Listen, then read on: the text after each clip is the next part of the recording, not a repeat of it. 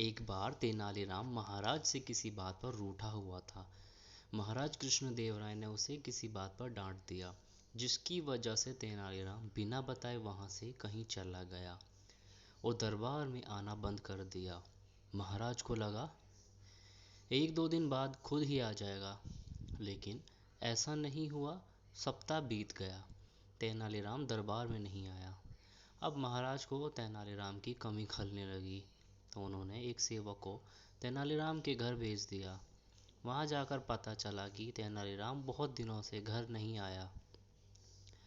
अब महाराज परेशान हो गए कि आखिर तेनालीराम गया तो कहाँ गया। उन्होंने पूरे विजयनगर में गुप्तचर फैला दिए। सारा विजयनगर छान मारा, लेकिन तेनालीराम का कहीं पता नहीं चला। तब महाराज को विचार आया कि क्यों ना आसपास के गांव में खबर फैला दी जाए कि महाराज अपने राज के कुएं का विवाह कर रहे हैं।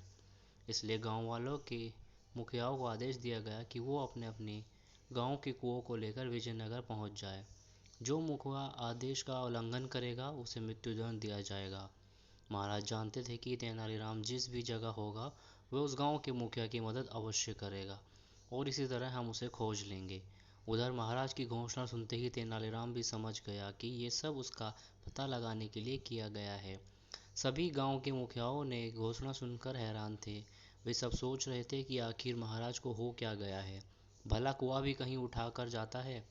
तेनालीराम जिस गांव में रहता था उस गांव का मुखिया भी काफ़ी परेशान था। तभी तेनालीराम उसके घर पहुंचा और बोला, मैं आपका शुक्रगुजार हूँ जो आपने मुझे अपने गांव में रुकने की जगह दी। मैं आपका ये उपकार कैसे चुकाऊंगा। तो मुखिया बोला, पर कैसे। अब आप आसपास के गांव के सभी मुखियाओं को एकत्रित कर लीजिए और जैसा मैं कहूँ आप वैसा ही करना।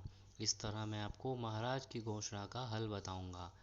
तेनालीराम के कहे अनुसार उसने सभी गांव के मुखियाओं को एकत्रित कर लिया और विजयनगर के बाहर जाकर डेरा डाला।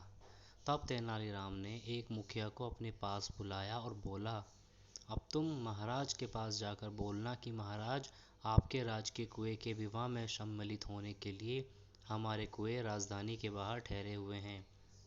कृपा करके आप अपने कुएं को उनकी अगवानी के लिए भेज दीजिए।